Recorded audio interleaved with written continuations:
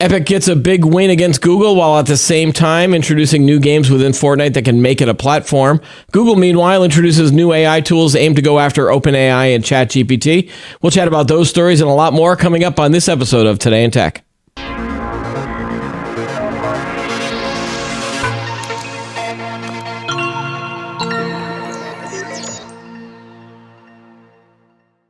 Hi, everybody. Welcome to Today in Tech. I'm Keith Shaw. Joining me on the show today is Jeremy Duvall. He is an InfoWorld contributor and CEO of 7Factor Software.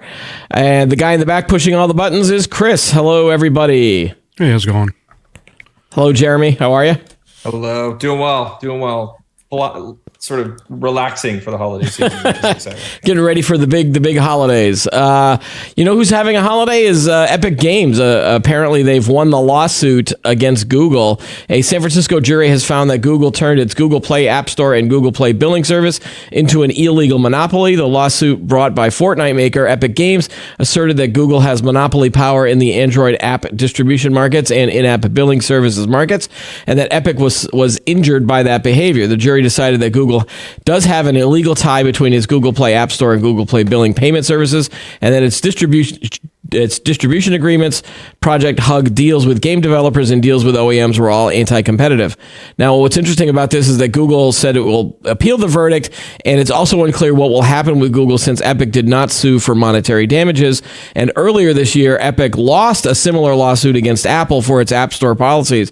Not great news if you're Google, because I guess they were charging apps developers a 30% fee to be in the App Store, and that was the big contention that Epic had, because obviously Epic wants its own payment systems for especially games like Fortnite to basically go to Epic rather than having to go to Google and Apple. Jeremy, some thoughts on this? Yeah, so we built a lot of mobile apps, and this is a thing that you try really delicately to work around, both in Google and Apple's ecosystem. For example, we've shipped an app to the App Store with Stripe payments, and Apple has rejected that because they're not getting paid for the transactions that are happening through the payment systems. You can do it. So I know that's a bit of a dramatic story. You can certainly get by and you can use other payments platforms, but it can be really difficult to get your application in an app store that's not using the payment system. For example, have you ever tried to buy a Kindle book through the Amazon app on your iPhone? Yeah. I don't think you can do it, right? You can't. Yeah, it won't let you. And the reason is because Amazon is like, we are not giving Apple a portion of those sales, like period, bar none. I don't know if it's the same on Android. I have an Apple phone, so sorry, Apple fanboy. Yeah. So I don't know if it's the same, but I actually like this because this hopefully will open up those platforms a bit more for companies to want to go all into those platforms, right? Because I like my app store. It's easy, it's simple, it's very, I can go and click a few buttons and have a brand new application that I can use for whatever. But those sort of the payment systems, which again is how they all make money, is very sort of monopolized. So I like this lawsuit. I think it will open some doors that need to be opened in industry. What do you think happened with the Apple lawsuit where they did not win, where Epic did not win? And was it a different type of lawsuit, or because I'm also seeing that it was this whole Project Hug deal that really was like the nail in the coffin for Google, at least in the minds of this jury. Yeah, I'm not sure what happened with that one, but I hope that this particular lawsuit will set some boundaries for the future. Again, they're going to appeal, and it's going to do what lawsuits do, right? It's going to go over. They're going to go for years before anybody actually figures out what the true judgment is. But from a litigation perspective, I think if this goes through, it will set some precedent, right? That maybe we can then go revisit Apple. And I don't know the difference between Apple and Google's store with respect to the agreements, because when we usually ship to both of them. I know it's not really our responsibility to care about the T's and C's to a degree. But certainly, I think this is a step in the right direction that I'm excited about. Can a developer survive with its apps without being on an app store? Or is it such a gold mine? Because that's where a majority of your mobile app users would be either the Apple App Store or the Google Play Store. Well, that's the only way to get your app on the device without asking for like a side load, right? So if you have an Android device, even with Android? So with Android, you can do side loading. Yeah. Right? And if you're like a savvy person, you can, connect your Android device to your computer, you can download, Android Studio, or you can just drag and drop the APK onto the device, and then it's installed and you can then go and run it. But iPhones have a similar sort of approach with IPKs, and you can kind of get a mobile, this suite of software that controls mobile devices, and you can have like enterprise app stores and stuff like that. But your average user, like your grandma, can't do this type of stuff. So if there's a specific app that a non-tech savvy person wants to use, it has to be in the App Store. Right. Do you think that Epic is kind of defending the little guy in this? Now, it's weird because Epic makes billions of dollars with all of its Fortnite gaming and all of the microtransactions that it charges within its own game. The mobile space was not their key kind of demo. I know that they took I think they took Fortnite and some of their other games off of the App Store, and they're just doing fine because they have PC and Xbox and PlayStation and all those other types of platforms. So it wasn't a big hit versus maybe a developer that relies on those app stores. So, but again, I guess I agree with you, Jeremy, that it's a good thing for developers not to be squeezed out of the money with these fees. It feels like 30% was a huge chunk of change. Yeah, I absolutely don't think that Epic is defending the small person here. And maybe somewhere in the upper echelon, somebody has some kind of mission and they're like, yeah, we're defending the indie game development studios while we're making billions of dollars. Yeah. But nevertheless, their greed will help other studios that are able to get a better cut of the apps that they sell and potentially prop them up. Because maybe we'll talk about this in another story later, but the state of gaming right now is incredibly sad. With what's been pushed out, with the Diablo 4 debacle, the story we're going to talk about. There's so many things going on in gaming right now that just make the entire industry complete garbage. And I'm hoping that this will allow for innovation in gaming, because it's all the same garbage. It's gacha games and microtransactions, and how do we maximize our profit margins on your entertainment right now? Nobody's really innovating and producing interesting games that people want to play. They're just copy pasting each other. All right. Well, actually, let's jump ahead because I'll get to the Google AI stuff next. But I want to talk about a lot of the developments that were going on in the gaming space. Again, because we're talking about Epic Games, they also over the weekend launched 3 new mini games or game platforms within the Fortnite universe. And again, this might only matter if you are in that whole Fortnite world and have played it. I've played it because I've got some teenagers. My teenage son had played it for 5 or 6 years, and then he lost interest. But now they're doing things that are trying to expand the platform to make it more like a Roblox or a Minecraft type of world out there. The first one that they launched was this Lego Fortnite. They did a collaboration with the Lego people, and so now you can play a Minecraft-like game within the world of Fortnite. Now, it's basically Minecraft, but in the Fortnite universe. Epic Games also owns Rocket League, that game, and so they've now instituted Rocket Racing, which is it's like Rocket League cars, but with Mario Kart-like tracks. And then the third one they did was they also own Harmonix, and so Epic, they were the ones that made Rock Band and Guitar Hero. Yeah. And so now they've got like a little, you can use your Fortnite characters or your skins that you've been using, and you can play Rock Band or Guitar Hero type games and songs and things like that. Now, I was more excited about this Fortnite festival, which is the Rock Band, but because you have to play it without the guitars or without the drums anymore. You're now just using your controller, and it's a little bit clunky. You have to sort of remember how to use your thumbs and maybe your index fingers to push buttons rather than the guitar where you could then strum with one hand. So it's a little bit of a learning curve, and again, I'm an old guy, so it's a higher learning curve for me. I loved Rock Band and I loved Guitar Hero. I loved that type of game. So it's fun for me to see this back in. But the bigger question for me is that I want to ask you and Chris about is, does this become the way that gaming will be in the future with one platform and several games in it, or is it just kind of a blip on the radar? And are we going to see more? Is this going to just kind of die out versus maybe like a game like Grand Theft Auto 6, which the trailer released last week, And that type of game where they then integrate it with an online service becomes, you can just play everything within the Grand Theft Auto world. It feels like we're moving closer and closer to that sci-fi Ready Player One type world. And I just wanted to get your thoughts on that, Jeremy, too. So let's unpack. Sorry. A lot. No. So first off, this could not have happened when I grew up playing video games, right? So millennial, born in 1983. Yeah.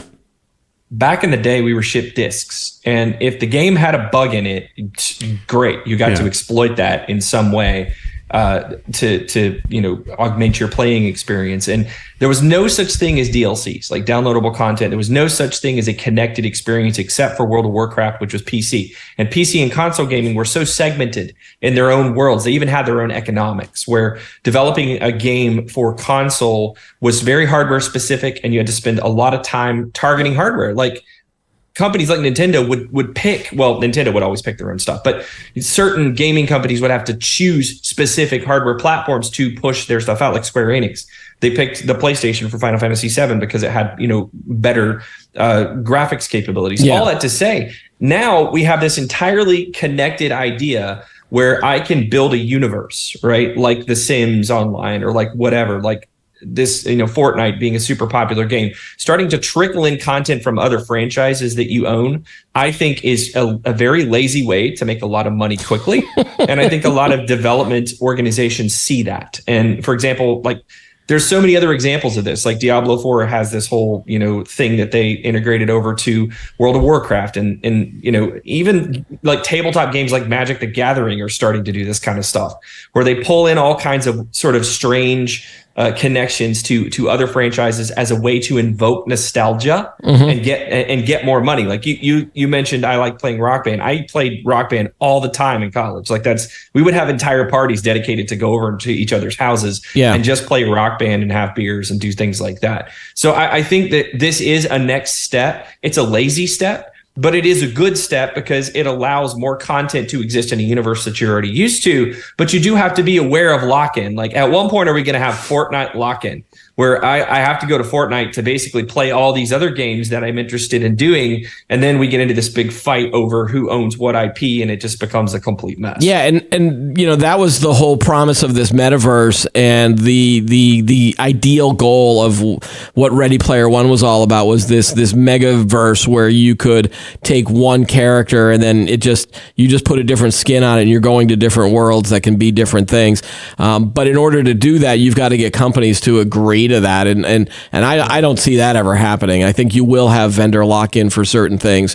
I think like the people that owned Warner Brothers and DC Comics, they tried something similar with a fighting game where you could then have like Scooby-Doo fighting Batman, and there was this big thing, and then that was all in beta, and then it just went away. I don't think they ever came back with it. I think this has been going on longer than we think. Yeah, I mean, think about it. This is gaming as a service. Yeah, this is as simple as it's the same thing as streaming movies. It's movie going as a service, right? I think it started all the way back with Destiny. Once Halo ended, and then we had Destiny come out. I'm trying to remember who kind of came up with the strategy. I can't think of his name, but things like the loot chest, right. The color of the gear that you find, the brighter the color, the more vibrant of the color, the more you're bound to, get excited about it. The dopamine kicks and stuff like that. Like, I think it's been going on like.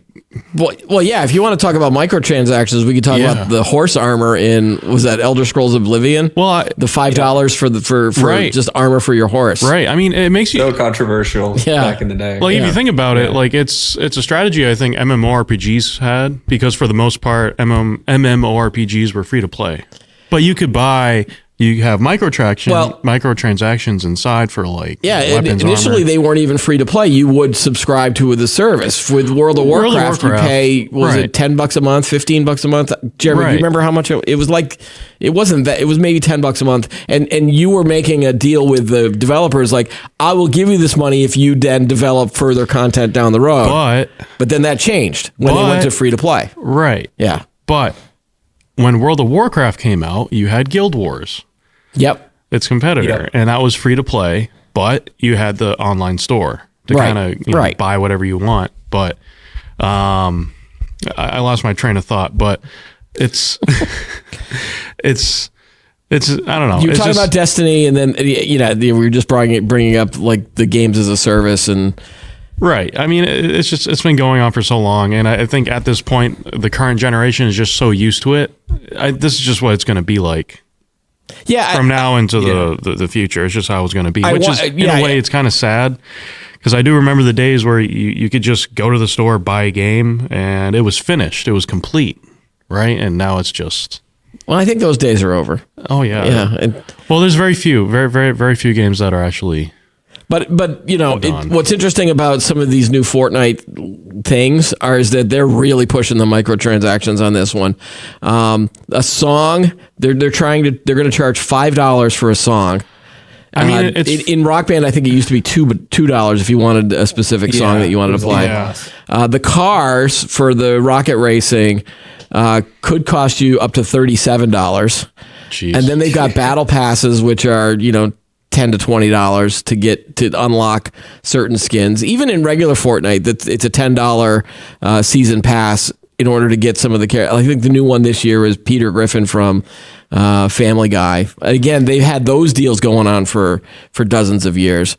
But it should be interesting. Yeah, I kind of like the Roblox approach a little bit better because that feels more open for other developers rather than this lock-in that you have with Epic Games. But we may have no choice in the future. Yeah, I mean, or we're going to have a future of multiversal different worlds that will have all of their IP brands within that. And you won't be able to cross over. I mean, I don't like personally. I don't give them too much heat just because the game is still free. But it's the game developers such as the guys who did Diablo 4, where you pay full retail price. Yeah. And you have microtransactions and a slightly unfinished game, slightly unfinished. There were some aspects of it that could have been better, but it's like, wait, you're charging full price for the game. Yeah. And microtransactions. So I have a commentary on that. I think, and by the way, random fun bit of trivia. The first loot box was implemented in MapleStory, which was in 2003. If anybody remembers that. That was the Japanese version. Yeah. I do not even remember that game. The whole gotcha idea, right? Yeah. This like absurd microtransaction world we live in comes from Japan. So thanks, Japan. Right. On that, I have I've talked to my friends a lot. And again, I'm a software engineer. I built software for a long time. So I can actually see the other side of it, where if you're trying to deliver a piece of entertainment quickly to your folks, because the development time on these games are absurd, like literally years. And as a development company, I have to fund the development of that game. Software engineers are very expensive. Game designers are very expensive. So it takes a lot of money to enter into this market. Again, I'm not making excuses for Blizzard or for delivering something like Diablo, which is a half-baked game. But I see how they would approach that of fast feedback loops, which the gaming industry is not used to. They're trying to introduce this idea of let's build something that's just good enough, and then let's ask our community to make it better and better and better and better and iterate on it. Right. They're putting that product into a world where the expectation is CD-ROMs and discs, where it already is a complete game. Yep. Right. If you got Final Fantasy VII back in the day and you popped it in your PlayStation and you played through disc 1 and you got to the end of disc 1, it's like, stay tuned for disc 2. Yeah. Are you going to do that? Yeah. Probably not. You're going to be like, what the hell is this? Like, I want my full experience now. Right. And that's what games are about. The dopamine kick, right? Let's go. Let's kill the bad guy and things of that nature. So I think that's the dichotomy I see right now, is people are trying to introduce half-created products with the assumption that we can vet them better as we go to an audience that doesn't want that. They want Baldur's Gate 3, right, which is a fully immersed experience. Well, at least mostly. It's not 100% done, but it's way, way more done than most of the other stuff out there. Right, but that was also in the beta for several years too, right, where you could play it, but you knew going into it that it wasn't complete yet. Right. Versus a Diablo, which is like, we're not letting you play anything until we launch it. Well, and they probably had really good funding, Baldur's Gate 3, to be in development that long, no? I mean, you have to have They had good funding. Right. They did. Yeah, I think they did. Yeah, plus they then did get some money from those Steam early access players. again, but at least they were being upfront about it. Right. You know, nice segue there. Yeah. All right. So, hey, so speaking of Steam, here's another story that has Chris and Jeremy both riled up. All right. There's a game. I had never heard about this, so I'm gonna tap out on this one. The day before, maker Fantastic announced it will cease operations less than a week after accusations of swindling players with a massive bait and switch when it came to the true nature of its Last of Us looking survival game. So the statement that they tweeted out on December 11th, today we announced the closure of the Fantastic Studio. Unfortunately, the day before has failed financially and we lack the funds to continue. All income received is being used to pay off debts to our partners. Apparently, the company said it worked tirelessly for 5 years on the shooter without ever taking money from players through early access, pre-orders, or crowdfunding. While the future of the day before in the studio's other online games is unknown, the servers apparently will remain operational for the time being. All right, Chris, tell me what's going on here. Yeah, sure. Yeah, they're paying off their debts with the money that they made. Sure. They don't have a big bag of money and they're driving away in their Ferrari. That might be it. I don't know, but man, talk about just like, this is the reason why personally myself, I don't pre-order games anymore. Because it's, again, we're in the age of half-baked games and early releases and stuff like that. It's like, no. I want the full game. I want to see what other people have to say about it before I invest $60 into something and spend time into it. I mean, it's embarrassing. All right. So I guess what happened was that it was the Unreal Engine game that shined in trailers was not the zombie survival MMO originally marketed, but rather a buggy and relatively empty extraction shooter. It's nothing what they advertised. Essentially, it's so Steam Early Access is designed for you to be able to play something that is, air quote, not fully baked, but it is not a way to do pre-releases, right? And the T's and C's of this, I really think that this game violates early access's spirit 100,000%. Like, you still have it on the store and you're still taking people's money, but it doesn't work. Like, you can't crowdfund your game through early access, right? Mm-hmm. Which is in effect what they're doing right now, is they're saying, oh, we have all these debts, so we're going to leave our game on the Steam Early Access because they didn't pull it down. It's still up there right now. They did not pull it off the Steam store, so people can go in and click and spend money on something that just is literally, I'm writing this development studio a check to then go and pay their air quote. I think it's officially off Steam. Yeah, I think it's now officially off. Oh, is it now? Yeah, okay. Now it is. As of yesterday, when I was looking at this, it was not off yet, and that's kind of was my biggest beef, is that people are still able to buy this. But even so, like, they left it on for some period of time, and I hope Steam dropped it, because they certainly didn't drop it. And if you look at the Twitter or the X, whatever it's called now, all the X and Twitter interactions, this development studio is more or less defending themselves for still taking people's money and basically whining about how we didn't have enough time and we didn't have enough resources to develop this thing. So I think this is a great dark pattern. It's a highlight of a dark pattern that you can use early access for. And I hope that Steam learns from this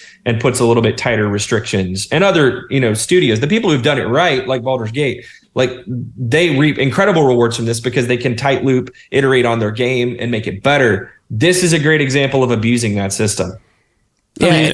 So did Steam offer refunds for people that were buying this? That's good. Yeah, they have to. Good. They have to with this game, because it's nothing what they advertised. And this was only on Steam. This game, so this was a PC game only. This didn't get to the consoles. I believe so. Okay. I believe so. No, that's right. I mean, it just smells like a full-blown scam. Like, I haven't played the game. I've watched all my streamers play it, the ones that I follow, and it's just like, oh, no. But is what they did is what they did anything illegal, or is it just that they violated the spirit, like what Jeremy said? Everything what Jeremy said. I don't think they did anything. Yeah. Per the T's and C's, they didn't do anything illegal. But and what how is this different from what What's that space game that still is in development that was kickstarted? Star Citizen. Star Citizen. Oh God! Like that was like a decade ago, wasn't it? I think it's longer than that. But you could still play it, but it's never been officially launched, has it? Or no, yeah, no. They only recently released the main storyline trailer for that game. I think it was a month or two ago. Yeah, and it's been in development for I don't know 10, 11, 12 years. I mean, that's the thing. It's gaming as a service. It's like actually, sorry, not even gaming as a service. Not even that. I'm going to go one step further. Game development as a service. Okay, you're slowly funding the development of a game. There's no clear deadline of when it's going to be done. Just keep funding it, and we're just going to perpetually develop it until. I mean, one day this gives a lot of studios a black eye, though, right? You're not going to get a lot of trust in terms of people forking over some money for something that may not be what is promised. Another perfect example of this is the. Go ahead. So real quick. Another perfect example of this was the latest Battlefield game, which would from it was EA? like 2042 something like that. I am a huge Battlefield fan, and I was at the point where I'm telling myself I'm not going to pre-order games. I'm just not going to do it, and I didn't. Luckily, again, half baked. Yeah, servers were crap. A friend of ours pre-ordered the game, got it, and tried to get his refund, which they granted. It just wasn't finished. Yeah, and it's just I think we're at that part in time where you just. I think you're going to see early, pre-orders. Just people aren't going to pre-order games anymore. Yeah, because how can you trust them? Is there the trust is going away? Yeah, is there an equivalent to this in the non-gaming world? Like if Microsoft or Apple or Google, like they would never kind of say, "Here's an app, but it's in pre-release. It might not work." But give us your money. I don't know. I mean, it feels we like tell you that it happens all the time. It does. All the time. Yes, it happens all the time. We just don't tell you. All right. How do they hide behind that kind of stuff? By calling it beta. So you do deliver something that provides value, but like incremental engineering has been known for a long time to be one of the best ways to get something in front of your customers and iterate. Like for example, a product may have a really long roadmap out to years. But we don't know if our client base and our stakeholders want feature X plus Y past call it a quarter or so, maybe even a year. So things like Salesforce and all these big, huge, massive companies will spend time engineering something that's just good enough, put it out there, make sure it works, and then add more features to it as we go. And it's not precisely the same. And that's the concept of the minimally viable product, right? Like that's the exactly yes. When you're developing, give the customers the absolute minimum, but make it really good, and then you can add all those other features later. But that doesn't work with games, right? No, games are like movies. Like, would anybody love to watch like a movie that's like half-assed, like 50%? No, the entire gaming industry has taken how it goes to market with how the cinema studios go to market. And similarly, the workforces across both of those particular industries are completely just burned and ground to a dust, right? We like to make fun of actors because they make so much money, but their like schedules are absurd. Right, sitting down and getting makeup for 6 hours and then acting for 12. Like, there's a lot of burnout in that industry. And similarly, in the gaming industry, the engineers and the developers that I know have worked in that industry. They're like, it's terrible. It's like there's not enough money that you can pay me because I'm held to 12-hour time frames. You go back to the Blizzard shenanigans of a couple of years ago with all the culture issues before Microsoft bought them, and Microsoft was kind of like, wait a minute, maybe we don't want to buy you based on the stuff that you're doing. Take it back. Take it back. Here, you can have it, right? And so there's just it's a very difficult industry that I think is coupled to software engineering, which is another difficult industry. So you're taking tight deadlines and we have to make money based on dates with an industry that has a tough time handling dates, putting them together and saying, go build a product. Of course, you're going to only deliver something incrementally because that gives your engineers a little bit better quality of life, and it allows you to get something out there that people will like. So again, as I said, the player base of games are going to have their expectations slowly changed over the next 10 years. You're no longer going to get a full product. We need to just accept the fact that that's probably where we're going. Yeah. And we're going to start seeing incremental games as a design. Well, wasn't Telltale Games that they did some of that kind of thing where they did chapter 1 of a game and then you had to wait for chapter 2 and then you paid for chapter 3 at some point. But at least the games weren't expensive. You would only have to pay $8 or $9 for that initial chapter 1. Well, look at Cyberpunk. Well, yeah. Well, that was yeah. Have we learned nothing from Cyberpunk? Well, look at it now. Well, right? apparently if they just had a couple years more. Yeah, but it had such a black eye from that initial release and how bad it was that they lost a potential gaming market. I still haven't played the game. I still haven't bought it. Like, I'm not gonna do I trust that they've fixed everything? Well, your analogy, Jeremy, to the movies just reminds me, it's like some people would argue that the whole Marvel universe is just one big unfinished thing, and they just put out a movie and they're like, well, just wait for the next one and it'll get better. Exactly. Wait for the next one, it'll get better. So here's a fun analog too. Did you buy the first iPhone when it came out? I did not, no. Why? It was not, well, looking back in hindsight, I didn't see the point of it. Other than because it was this walled garden, it wasn't until they opened the App Store that something clicked in my brain that said, "Oh, now I see it. Now I get it." So you didn't trust it. Well, yeah, it was new. Hardware adoption curves, AI follows the same curve. Yeah, right. It takes a while for people to gain enough trust to buy into an ecosystem, right? Same thing with the Cyberpunk. Like, it starts off, it's crappy, but it gets better and better. And eventually it will be the game that we want. That's what they're saying about like Diablo 4 and all these other things, is maybe by season 6, we'll have the game that we want. Right. So it's what's your tolerance as a gamer to walk into a half-baked ecosystem and be okay with that and be an early adopter, knowing that you're not going to get all the features you want. Yeah. So when a game comes out, don't buy it. Just wait a year or two. Yep. And it will be finished. That's it. So like 100%. Exactly. So like I got Cyberpunk when it came out, and I had a really bad time with it. A lot of crashing, a lot of bugs and stuff like that. So I'm thinking now maybe I might pick it back up. Okay. All right.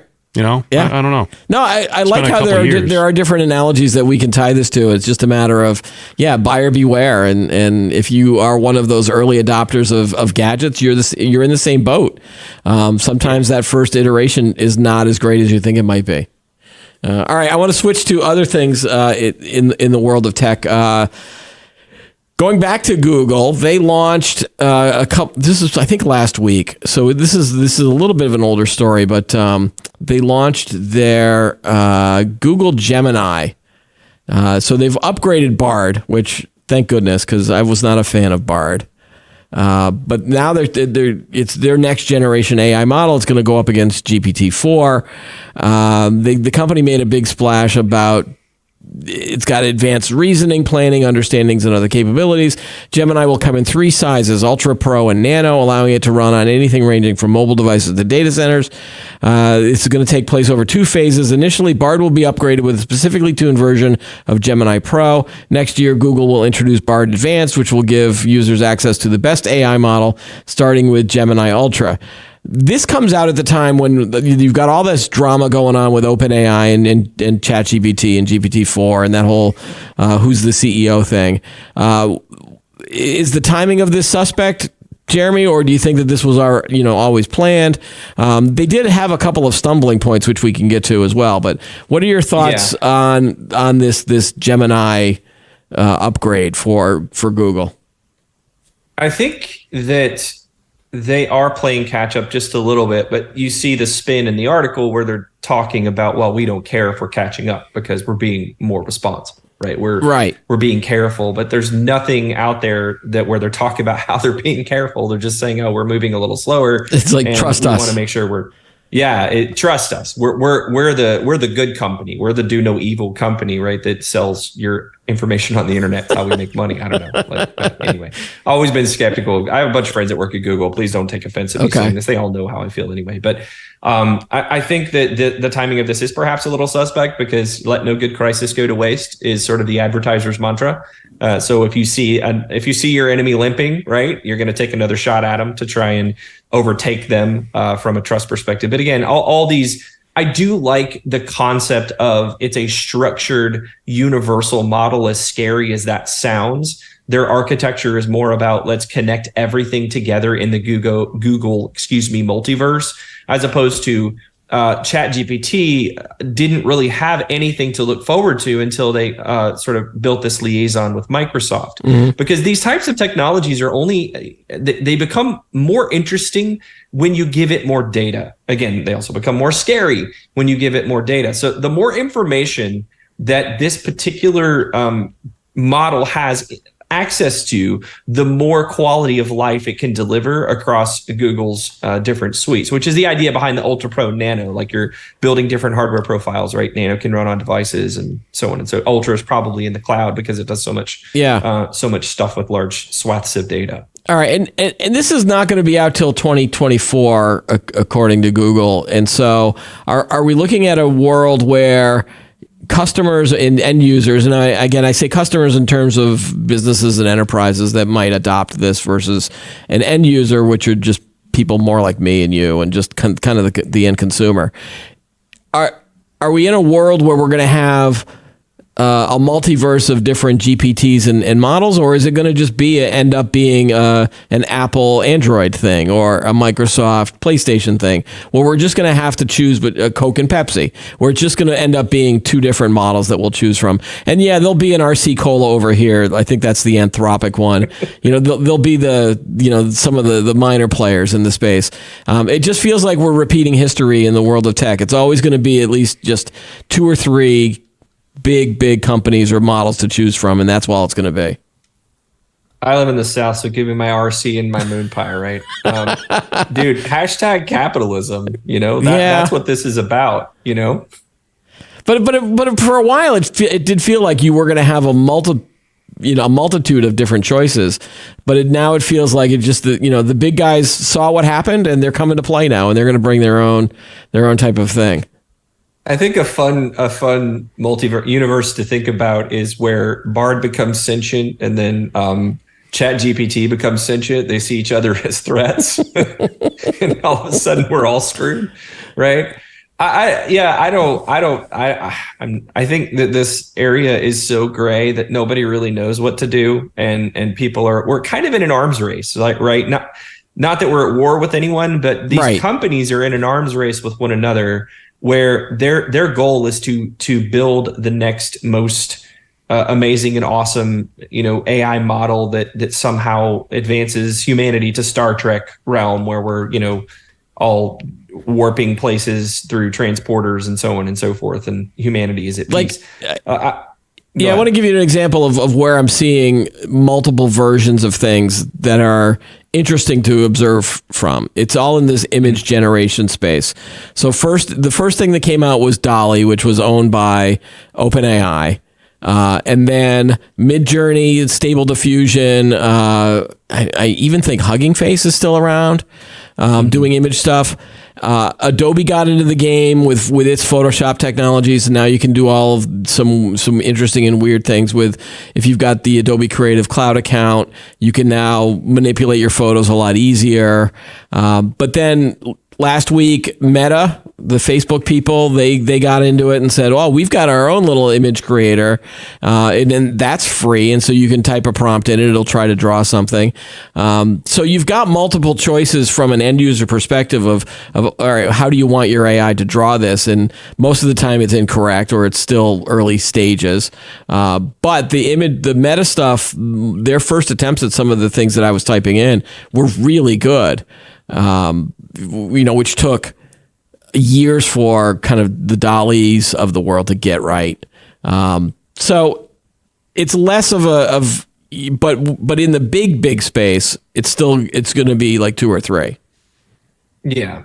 What I think you're seeing there is implementation is as good as the intellectual horsepower that's creating the product. And this has been true for software for a long time. My wife's a structural engineer, right? When you build a bridge, there are ways to build a bridge, and it's a very clear and clean and cut. Yes, there's all kinds of different loads that you have to take into account, but she can open her gigantic steel Bible and find all of the formulas that are required for her to build that bridge so it doesn't fall down and kill hundreds of thousands of people when they're driving over it. Again, those models are very conservative, but ultimately they have kind of a recipe that can follow. In software, we don't have that.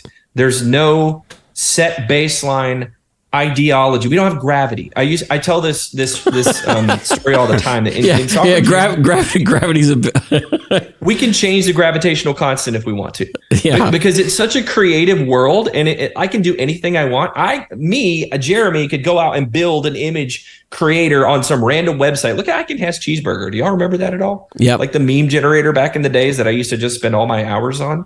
Like people can do anything they want as long as they have the ability to write code that produces it. So all these companies are going to create these products that are all fragmented, that all have different capabilities. Some of them will be better than others. Some of them will probably die off and be defunct. Some of them maybe even become nefarious and do really bad things. So this lack of standardization in our world basically equates to buyer beware. Be very careful what you do and who you listen to as we're in the midst of this arm race, because again, everybody's going to want to say, I have the best product, because it attracts eyeballs and therefore generates revenue.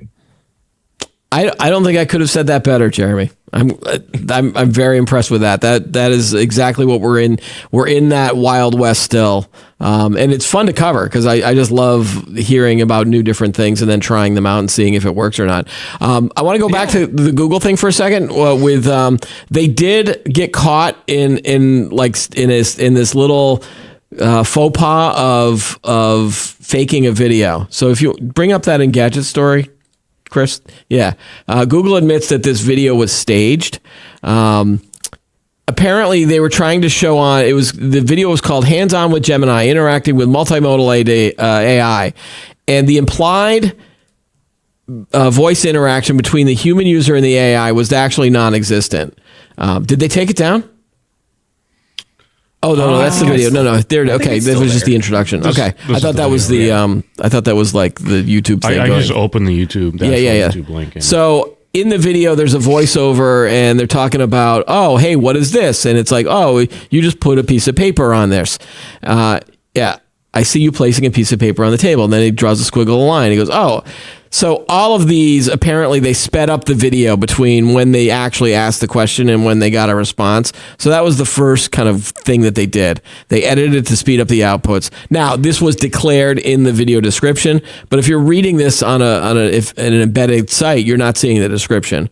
And then the actual demo was made by using still image frames from the footage and prompting via text rather than having Gemini respond to or even predict a drawing or change of objects on the table in real time. This is far less impressive than the video wants to mislead us into thinking. Worse yet, the lack of disclaimer about the actual input method makes Gemini's readiness rather questionable, according to this article. So, Google's saying that, well, we're trying to be upfront as much as possible, but, I think they got caught, and companies fake videos all the time.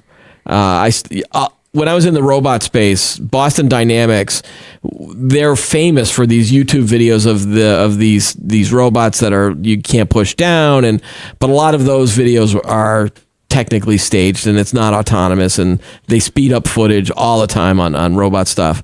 So I guess I can't dig them too hard, but I found it interesting that was one of the things they got nailed for. I think this is kind of like when I was doing my master's and we were inventing random stuff and we just show videos and we make it up. And I kind of feel like that's what they did here. They're like, hey, wouldn't this be really cool? If we could get it to do it this fast. Real. Yeah. I think I see this all the time. And I think that maybe somewhere deep in the depths of Google, they didn't mean to do this. And they were sort of just putting their product video out there with like, wouldn't it be cool if we could do all this stuff? And maybe we can do 75% of what's in that video, but let's just send it out and get people excited and hyped about it. To you and I, from a reporting perspective, that's misleading us. But from them, it's like, oh, this is just this cool idea that we want to put out there on the internet. And again, it kind of speaks volumes to their self-awareness when it comes to how to put a product on market. And let me tell you, Google, they well known for putting products on the market that last, #circles or whatever that thing was called. Oh, what was that? Was that Google Plus? Google Plus, that was it. Sorry. I just remember your friend group is like a circle or something. I don't even, I was in it for 20 seconds and went back to Facebook in 2010. Yeah, that's true. That's true. Didn't they have, was it Google that did the thing where you could call up a hair salon and get an appointment via AI? And or was that maybe an Apple? I don't remember. There's all these demos that happen at these shows that you never actually see that happen. There's another Gemini story I wanted to talk about too. This is called the Google Ways the Gemini AI project to tell people their life story using phone data and photos. A team at Google has proposed using AI technology to create a bird's eye view of users' lives using mobile phone data such as photographs and searches. Dubbed Project Elman after biographer and literary critic Richard David Elman, the idea would be to use large language models like Gemini to ingest search results, spot patterns in a user's photos, create a chatbot, and answer previously impossible questions, according to a copy of a presentation viewed by CNBC. Elman's aim, it states, is to be your life storyteller. Great. This just screams like there's no way I would ever do this. But apparently Google Photos has more than 1 billion users and 4 trillion photos and videos, according to a company blog post. This just screams we're going to just take all of your data and create this thing for you that I would never want to see. I would like to know who they asked. Do you think this would be a good idea? Because normally, like for focus groups, when I'm building a new product, I go out there and I ask real human beings, do you think this would be a good idea? I really would like to know who out there says, it'd be really cool if Google knew everything about me ever, forever, and ever, and could basically tell me my life story from the top down without hallucinating, by the way. I mean, this is no. Yeah, I wouldn't do this either. Yeah, here's a quote. Quote, "We trawl through your photos looking at their tags and locations to identify a meaningful moment. When we step back and understand your life in its entirety, your overarching story becomes clear." It's like, like if you're an end user and you really want to do that, just write a book. Just write your life story. Because that's more interesting than having a computer program do it for you. Maybe I'm the skeptical, nerd that hates other human beings, and I don't like to tell my life story. I just don't know who would ever do this. Like, why would you, what's the use case? Who out there would really enjoy this? And I could be wrong. Maybe there are like millions of people that say, hey, it'd be really cool if I saw like all my life story in one feed. But I mean, I kind of get annoyed when Facebook shows me this was 16 years ago sometimes, because I'm like, stop. Yeah. And they've gotten in trouble for that because they've done memories of like when, a loved one dies, and it's like, well, thanks for reminding me of that really painful moment in memory. Like, right. It's like, I've got enough nostalgia in my life. I don't need more reminders of that. All right. So let's talk about one more thing. Speaking of nostalgia, are you a fan of the rock band Kiss, Jeremy? Not really. Neither am I, but I'm always interested. But one cannot deny their influence. Yes, and it takes me back to the time when I had a childhood. I wouldn't call him a friend. He was more of a childhood enemy, and he was a fan of the band Kiss. So I became a fan of not the band Kiss because I hated this kid so much. And I remember that I beat him up once, and so Mike, if you're out there, I'm sorry. Anyway, so Kiss debuted their immortal digital avatars and plans to go, quote, fully virtual. This is the Verge story, Chris. So these guys are getting older. They've been around since the 70s. They had their makeup phase, their not makeup phase, they're back in their makeup phase. And so now they did a final concert at Madison Square Garden, and then they revealed that now they will have digital avatars that will perform concerts if you pay them money or subscribe or whatever they're going to do. But these things are going to be available forever, supposedly after probably these members die. And if you're a Kiss fan, you can just watch these concerts in this virtual world. Now, I will admit this is not the first band to do this.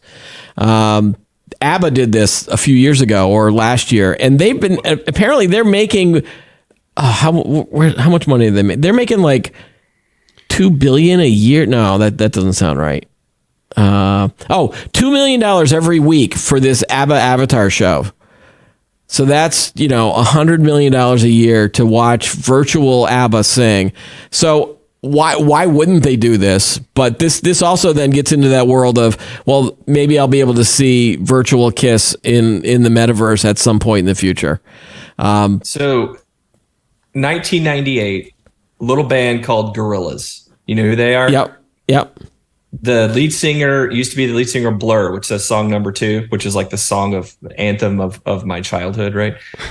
So this has been done before, but not to this level. And I think it's a really cool idea. I don't think people are giving Gorillaz enough credit for having already done this. Because people don't see that they created this entire virtual band ecosystem. And when you would go to like a show, it's literally the lead singer and there's a backing band, but they're showing you kind of this virtual show with the characters that were animated by a specific comic artist. I believe Jamie Hewlett was the name of the guy that did that. And then also remember Death Clock? Is any Adult Swim fans in the house? You guys know Death Clock? That's over my head. Sorry. So I went to a Dragon Force Death Clock show in Atlanta. Yes, I am telling on myself. But I went to a Dragon Force Death Clock show. And Death Clock is an animated band created by Brendan Smalls for the Adult Swim Network, where he does all the music himself. And he has an entire band. He does all of the voices. He has a couple of other guys that do some voices. But this band shows up on stage and they show you an animated montage and they are playing the Death Clock songs that align to the Adult Swim show and the entire series as an actual concert. So this has been around for a long time, and I'm actually kind of excited about it. The thing that Kiss is doing that these other people are not doing is allowing you to on demand get a Kiss show. And did it say in the article that it would be like a recording, or would they still perform, just the avatars would like do the stuff because they're like too old to put their makeup on? Well, I thought that they were going to be like, you will be able to, the Kiss Avatar show will tour. So you'll have to go to a physical location to watch this, but apparently maybe you could also then do this on demand at some point. I think from the looks of it, I think it's just virtual. I mean, we're looking at the video right here. Yeah. It looks like everybody's in the stadium. They have these kind of banners that are hanging down in the middle of the stadium, and they're projecting the AI avatars on it. So I mean, I would be interested if it's like Kiss playing the music, and then just syncing the avatars to it. Because again, it's like no, but it won't. The band will have nothing to do with it. I think you're just going to go and watch these virtual avatars. Yeah, that's what I'm saying. Yeah. Like, it looks like it's just the avatars. I mean, at that point, it's just a video. It's just you're just watching a music video. Doesn't feel like anything I would ever pay for. Well, apparently, there's enough people that are going to see this ABBA show. That's crazy. Now, Matt, and again, if ABBA and Kiss do it, like what's preventing, Bruce Springsteen, for example, to do this at some point? Think of all, Billy Joel, Taylor Swift at some point, creating an Eras tour. I mean, you know how much money she made on that? Like, as she gets older, but I don't know, maybe the A-list superstars won't get there. I mean, maybe this is something for the B-list. I mean, unless the tickets are very reasonably priced, because it's like, what I'm not going to spend what $300-$400 on a concert ticket when they're not there. Reasonably priced and Kiss do not go in the same sentence. No, but you know what I mean. Yeah, this has already jumped the shark with me. I don't think I would ever in any world be okay with this. Apart from these bands that built their entire brand on this concept, like Gorillaz, right?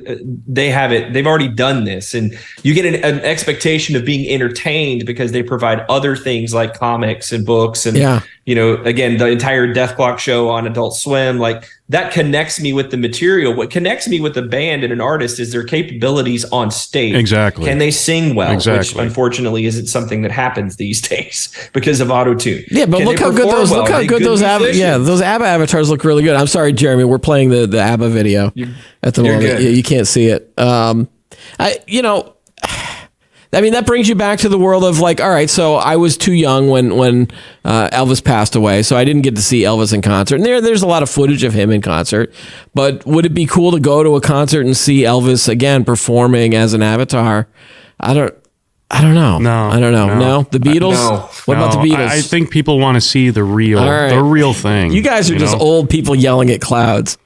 Probably. Exactly. This is the future, man. This is the future. I'll bet you my kids would be all into going to see a virtual Taylor Swift. It's like those those Beyond Burgers, right? It's like it's the veggie burger. It's like, come on. This is the veggie. I want the real meat. This is the veggie burger of I don't eat music. veggie burgers either, dude. No way.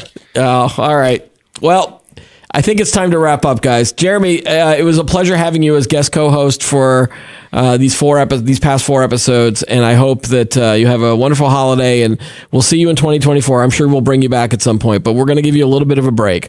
Exciting times. Thanks for having me. This was awesome. All I right. really enjoyed And Chris, always great to talk with you as well. No problem. That's all the time we have for the show today. Be sure to like this video, subscribe to the channel, add any comments you have below. Join us every week for new episodes of Today in Tech. I'm Keith Shaw. Thanks for watching.